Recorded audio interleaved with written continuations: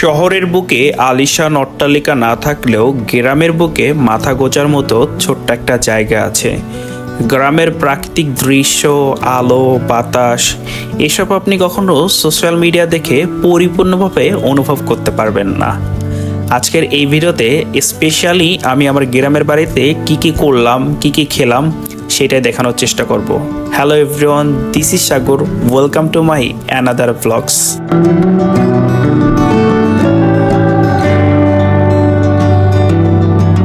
গ্রামের বাড়ি দুইটা ঈদ ব্যতীত তেমন একটা যাওয়া হয় না, বাট এখন যেহেতু অনেক বড় হয়েছে, র্যান্ডমলি অনেক কাজের জন্য গ্রামে যাইতে হয়, তাই ভাবলাম একটা ভিডিও করে আমাদের গ্রামের সৌন্দর্যকে আপনাদের সামনে তুলে ধরি।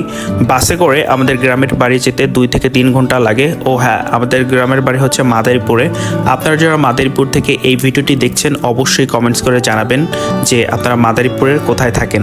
আমাদের গ্রামে কিন্তু সকল ধরনের ফল ফলাদির গাছ হয়, আম, জাম, কাঁঠাল। এখন যে গাছটা দেখতে পাচ্ছেন এটা হচ্ছে আমরা আব্বুর লাগানো কাঁঠাল গাছ।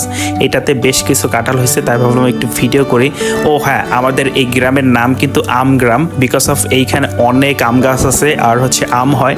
সো এই জন্য এই গ্রামের নামটাই রাখা হয়েছে আম গ্রাম। গ্রামে দুপুরের খাবার মানে 3-4 রকমের সবজি থাকবে, সাথে মাছ থাকবে। এই সবজিগুলো যেহেতু নিজেদের জমিতে চাষ করা হয়, সো কোনো ধরনের সার ইউজ করে না, তাই এইটার স্বাদও ভিন্ন। এই জন্য গ্রামে গেলে আমার বেশি খেতে ইচ্ছা করে এবং খেতেও বেশ ভালো লাগে। পরে বিকেলের দিকে গ্রামের বন্ধুদের সাথে একটু ঘুরতে বের হয়েছিলাম। যেহেতু আমি খুলনাতে থাকি, সো ওদের সাথে তেমন একটা ঘোরাফেরা হয় না, আর ওদের সাথে ঘুরলে আমার বেশি ভালো লাগে। সো ওদের সাথে ঘুরতে ফিরতে দেখলাম যে এইখানে আবার হাঁসের মাংস বিক্রি করতেছে। এইটা দেখে লোভ সামলাইতে না পেরে সবাই বসে পড়লাম এবং এইখানে খাচ্ছিলাম। সো সবার কাছে আমি যেহেতু ভিডিও করতেছিলাম, রিভিউ নিচ্ছিলাম, সো সবাই বলতেছিল ওভারঅল ভালোই লাগতেছে। সো এটা আমার কাছেও বেশ ভালো লেগেছে।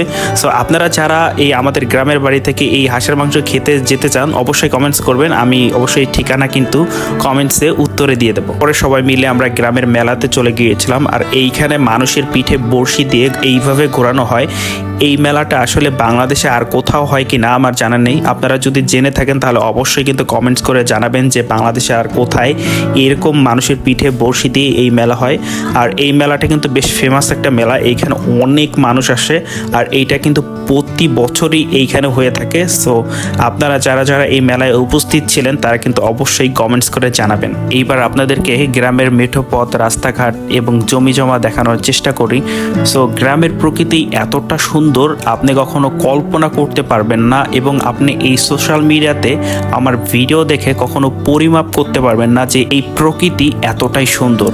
সো এইটা অনুভব করতে হলে আপনাকে গ্রামে আসতে হবে এবং এই প্রকৃতির মাঝে আপনাকে হারিয়ে যেতে হবে। সো আপনারা অনেকেই বলেন যে গ্রামের মানুষজন এত টাকা পয়সা কই পায়। সো এই যে জমি দেখতেছেন, এই যে গাছ দেখতেছেন, এইখান থেকে যখন ফসল আসবে তখনই গ্রামের মানুষের টাকার আর অভাব পড়ে না। সো এইগুলাকে আপনারা টাকার গাছও বলতে পারেন। গ্রামে আগের মতো মাটির রাস্তা, তারপর হচ্ছে মেঠো পথ, এইগুলা এখন আর তেমন একটা দেখা যায় না।